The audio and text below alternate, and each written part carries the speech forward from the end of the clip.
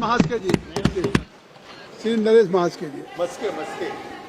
माननीय अध्यक्ष महोदय, आज ऐतिहासिक सदन में नारी शक्ति वंदन विधेयक पर चर्चा के लिए खड़ा होना मेरे लिए केवल एक संसदीय कर्तव्य नहीं बल्कि एक परम गौरव का क्षण है। ये विधेयक केवल एक विधायी प्रक्रिया नहीं है, अपितु ये भारत की लोकतांत्रिक यात्रा को पूर्णता की ओर ले जाने वाला एक महायज्ञ है। मैं इस नारी शक्ति वंदन अधिनियम के पक्ष में अपनी पार्टी शिवसेना और हमारे नेता महाराष्ट्र के यशस्वी उप मुख्यमंत्री श्री एकनाथ जी शिंदे उनकी ओर से पूर्ण और विशेष समर्थन दर्ज कराने के लिए यह खड़ा हूं। इस पावन अवसर पर मुझे यह पंक्तियां स्मरण हो रही है। शक्ति का पर्याय है नारी, सृष्टि का आधार है नारी, कोमल हृदय वज्रसा संकल्प, हर मुश्किल का सार है नारी। आज का दिन भारत के संसदीय इतिहास में स्वर्ण अक्षरों में लिखा जाएगा, क्योंकि आज हम उस आधी आबादी को उसका पूरा अधिकार देने जा रहे हैं जिसे दशकों तक केवल वोट बैंक समझा गया। मैं इस ऐतिहासिक कानून को लाने के लिए हमारे यशस्वी प्रधानमंत्री श्री नरेंद्र मोदी जी का अभिनंदन करता हूं। हमारे नेता एकनाथ शिंदे जी ने 2 दिन पहले ही पत्र देकर माननीय पंतप्रधान नरेंद्र मोदी जी का अभिनंदन करके समर्थन जाहिर किया है। उन्होंने कहा है, शिवसेना एनडीए के एक प्रतिबद्ध घटक दल के रूप में इस सुधार को अपना पूर्ण एवं अटूट समर्थन प्रदान करता हूं। राष्ट्र निर्माण के आपके निरंतर प्रयासों के लिए एक बार पुनः हृदय से अभिनंदन। अध्यक्ष महोदय, भारत का इतिहास गवाह है कि यह स्त्री केवल सृजन की जननी ही नहीं बल्कि राष्ट्र निर्माण की मुख्य शिल्पी रही है। हम उस संस्कृति के उत्तराधिकारी हैं जहां ज्ञान की अधिष्ठात्री सरस्वती है और शौर्य की प्रतीक मां दुर्गा है। गार्गी और मैत्रेयी की विद्वत्ता से लेकर अहिल्याबाई होलकर के न्यायपूर्ण शासन तक, राजमाता जिजाऊ के संस्कारों से लेकर झांसी की रानी लक्ष्मीबाई की पराक्रम तक और सावित्रीबाई फुले द्वारा जलाई गई ज्ञान की ज्योति तक, भारत की नारी ने हर कालखंड में स्वयं को सिद्ध किया है। आधुनिक युग में भी टेसी थॉमस जैसी वैज्ञानिकों, लता मंगेशकर, आशा भोसले जैसी कला साधिकाओं और मेरी कॉम और पीवी सिंधु जैसे खिलाड़ियों ने विश्व पटल पर भारत का मस्तक ऊंचा किया है। अध्यक्ष महोदय, जब इस सदन और विधानसभाओं में 33% आरक्षण का विधान होगा तब केवल संख्या नहीं बदलेगा बल्कि देश की नीति और नियति में भी एक मानवीय दृष्टिकोण जुड़ जाएगा।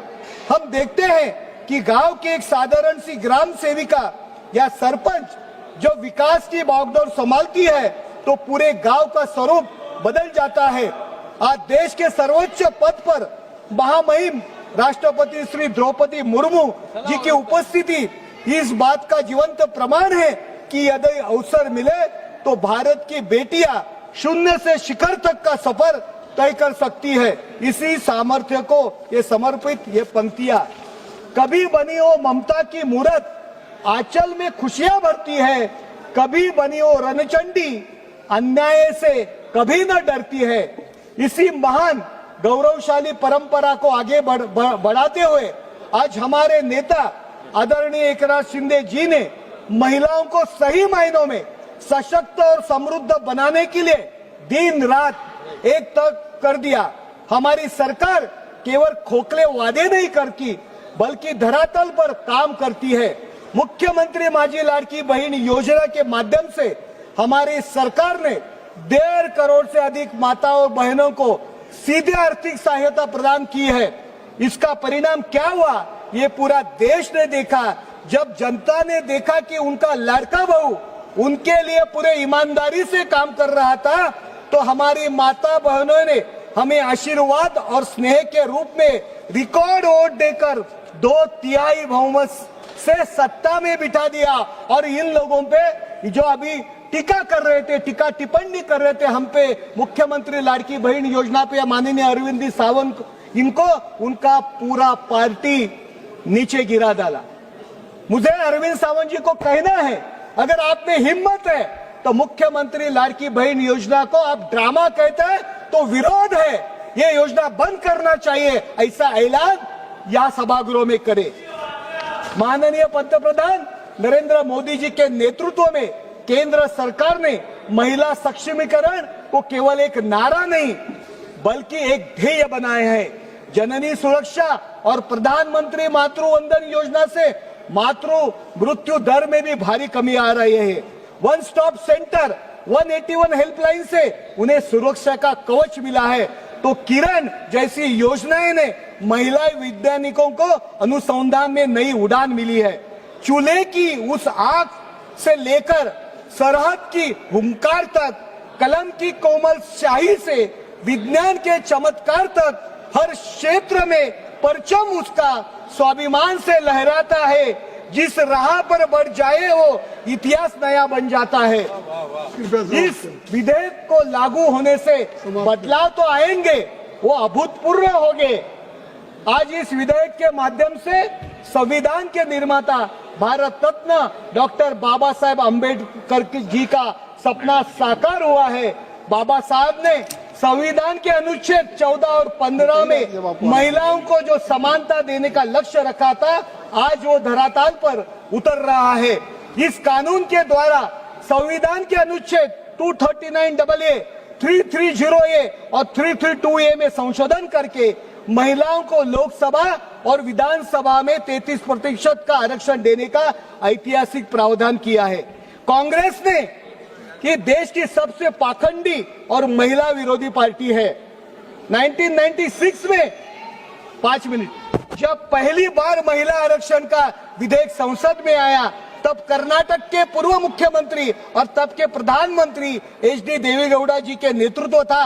जानते हैं उस सरकार का क्या हुआ? इसी सत्ता की भूखी कांग्रेस पार्टी ने उस सरकार को गिराने का पाप किया था ताकि महिलाओं का आरक्षण न मिल सके।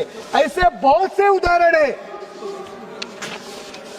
1985 का शाहबानो केस तो कांग्रेस के तुष्टीकरण और महिला विरोधी चरित्र का सबसे बड़ा प्रमाण है। एक 73 साल की बुजुर्ग मुस्लिम महिला जो अपने पति से गुजारा भत्ता मांग रही थी, सुप्रीम कोर्ट ने उसके पक्ष में ऐतिहासिक फैसला दिया, लेकिन राजीव गांधी के सरकार ने कट्टरपंथियों के दबाव में आकर 1986 में कानून बदलकर उस सुप्रीम कोर्ट के फैसले को पलट दिया और एक असहाय महिला को उसके हाल पर छोड़ दिया।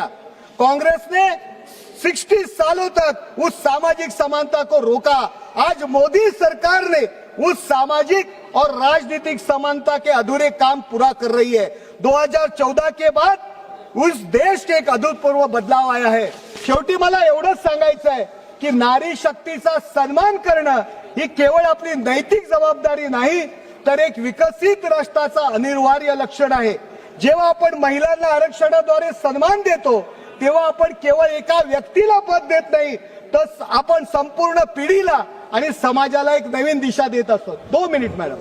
नारी शक्तीचे समर्थन करताना आपण हे विसरता कामा नये की ज्या हाताने पाळणा हलवला तेच आज देशाच्या सीमा सुरक्षित राखत आहेत आणि तेच हात आज सर्वोच्च सभागृहात कायद्याची निर्मिती करणार आहेत। हे विधेयक अदृश्य हातांना दृश्य ताकद देण्याचं काम करत आहेत। मी या सभागृहातील सर्व सन्माननीय सदस्यांना विनंती करतो, पक्षाचे जोडे बाजूला ठेवून ऐतिहासिक विधेयकाला एकमताने पाठिंबा द्या, कारण हे विधेयक एका पक्षाचे नसून पक्षाचे जो देशाच्या मातृभूमीचे आहे। आपल्या समर्थनामुळे जगाला हा संदेश जाईल, भारत आपल्या मुलीच्या पंखांना आकाश देण्याकरता सज्ज आहे। तिच्या अस्तित्वातच आहे तेजोमय प्रकाश, तिच्या जिद्दी पुढे झुकते सारे आकाश, तिचे पाऊल पडते जिथे तिथे मंगल होईल, नारी शक्तीच्या तेजाने हा भारत उजळून निघेल. मी आमचा पक्ष शिवसेना आणि मुख्य नेते एकनाथ शिंदे यांच्या वतीने या विधेयकाला संपूर्णपणे पाठिंबा देत आहे. जय हिंद, जय महाराष्ट्र, वंदे मातरम, भारत माता की